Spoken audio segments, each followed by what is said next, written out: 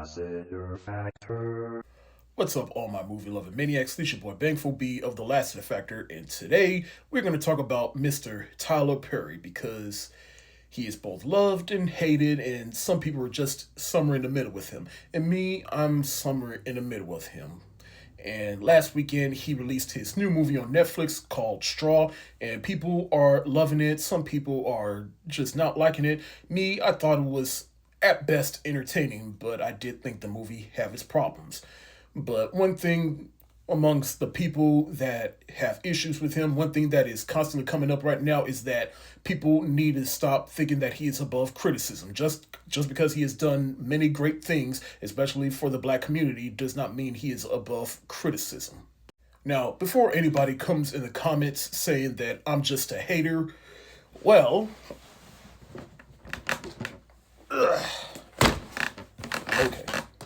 Acrimony, the play version of Medea's Big Happy Family, and the movie version, Medea's Class Reunion, Daddy's Little Girls, Diary of a Mad Black Woman, the play and movie, The Family That Prays, which is actually my favorite film of his, For Color Girls, which I think is his most ambitious movie, Medea's Fair Reunion, the play and the movie, Good Deeds, Medea Goes to Jail, and the play and the movie. Sorry. The Marriage Counselor, the play, and the film adaptation, Temptation, Confessions of a Marriage Counselor. Medea Gets a Job, I Can Do Bad All By Myself, and Why Did I Get Married, the play, Why Did I Get Married 1, and Why Did I Get Married 2, as well as, I remember back in 2012, me and my late father, we went to go see Medea Gets a Job at the Verizon Center out in Washington, D.C. So you cannot say that I'm not a fan or at least don't support him. And I've covered him extensively, whether that be on TikTok, YouTube, and as I've said many times before, I am a fan of his success. I've loved what he has done for his success, and I do love, admire, and respect the fact that he has given jobs to black people and have done much for the black community. But just because he has done so many great things does not mean that he should be above criticism. And that's something that is coming up, especially right now with the release of his new movie, Straw, which I'll admit I was entertained when I watched, but at the same time, I couldn't help but notice the flaws in that movie. And if you like that movie, awesome. But for me, I just thought it could have been better. But I say all that because I am about to make a list. Well, this is a list that I've been meaning to do for a long time. And with the release, like I said, with the release of Straw, I thought now is a good time to do it. These are 9 things that I would do if I ran Tyler Perry Studios. This is a list to basically break down what Tyler Perry that, in my opinion, could do to improve. And also, I want to give a shout out to Double Toasted. If you're not following them on YouTube, I encourage you to do so. But years ago, they did a video basically breaking down 4 things that Tyler Perry can do to improve. And this was around the time when he came out with the movie A Fall from Grace. And this list is basically inspired by the list they made, and you might see some overlapping with this list, but I thought of even more than 4 things that Tyler Perry can do, especially within the years since A Fall from Grace came out. So let's get into it. Number 1, hire writers. Now look, I love the fact that basically everything he has come up with is all him. He has good concepts and he has good ideas, but the execution of those ideas and concepts are just not strong. And especially since he's just writing everything, eventually you're going to overlap. You're going to start seeing the same plot over and over again. Basically, he's like George Lucas, the original creator of Star Wars. He has good concepts and ideas, but whenever it came down to writing the screenplay, the script and everything, the dialogue was clunky, the execution just wasn't strong. And even during the original trilogy, he did hire more writers to basically clean the dialogue up a little bit. But once he got to them prequels, it was all George Lucas. And we all know how the prequels turned out, whether you love them or hate them. And that's how I feel about Tyler Perry. Just hire writers, and I promise you, all of your work from here on out will be much, much, much, much stronger. So the ideas will still be all you. Just the dialogue and all the contrivances and everything will just make better sense. Number 2, train or hire a better crew. look, say what you will about all his movies, but a lot of his earlier films, they still look like actual movies to me. As of with late, because he's successful and he's gotten all of his money, it just feels like all his movies they just feel like they're coming off an assembly line.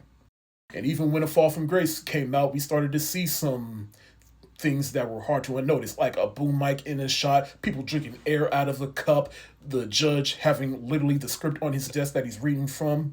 And that also goes to the amount of money Tyler Perry is spending to make these movies. Like, come on, spend a little bit of money. Train and hire a better crew.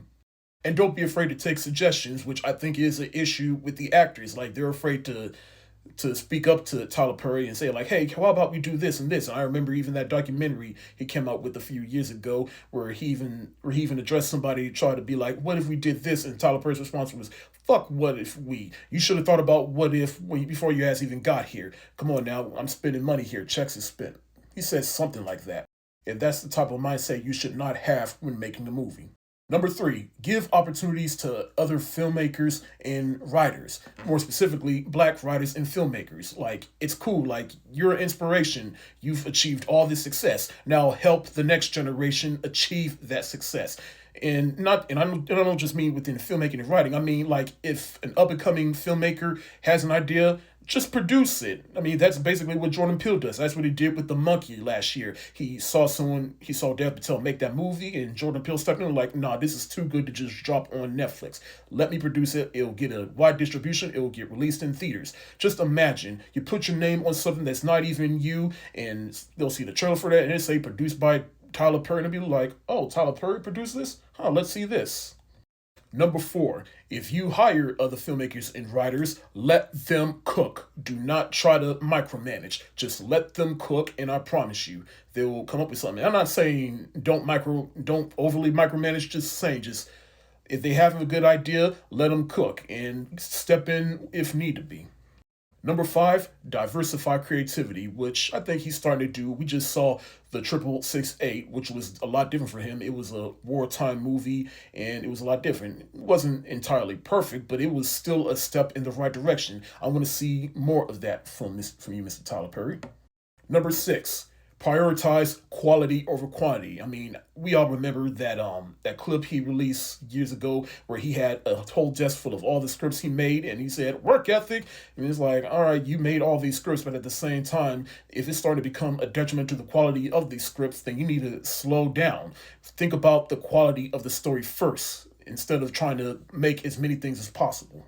Number 7, if you want to create something, ask why. And let's be real, half of the stuff that he has released over the past couple of years, you gotta ask, did you really need to make this, Tyler Perry? I mean, we've seen this story dozens of times and done dozens of different ways. Number 8, retire the Medea character. And now I know that is your crown jewel right there. Everybody loves Medea. I love Medea. She makes everybody laugh. But at the same time, how long can this character go on? And Tyler Perry, you're not getting any older, and part of the appeal of Medea is that she's a lot more agile than most senior citizens. And eventually, you're not going to be able to move like you are right now. But also, the Medea character is also going to eventually overstay her welcome. And finally, number 9, stop taking your audience for granted. And to the audience that still support Tyler Perry, stop making excuses for him. All right, like you had an audience, even if the quality of the movies weren't there, you still had an audience that still felt like you're making quality entertainment. And now most of your audience is starting to shift away, and they feel like, all right, it's just more of the same from Tyler Perry. And eventually, all your audience is gonna basically turn away from you and move on. And eventually, that's just going to lead to diminishing returns. But those are 9 things I would do if I ran Tyler Perry Studios. I mean, he's probably not going to watch this video, and if he does, hey, I'm a young filmmaker too. I have plenty of ideas that I think you could help me with, Mr. Perry. And judging by the beginning of this video, you also can't say that I am not a fan. And I approach this list not as a hater, but a concerned fan. But that's all I got for today. Thank you so much for watching. Do you like this list? Do you agree with this list? Do you have any other suggestions on what Tyler Perry can do to improve? Let me know in the comments section below. This is your boy Bankful B of The Lassiter Factor. Stay safe, wash your hands, peace.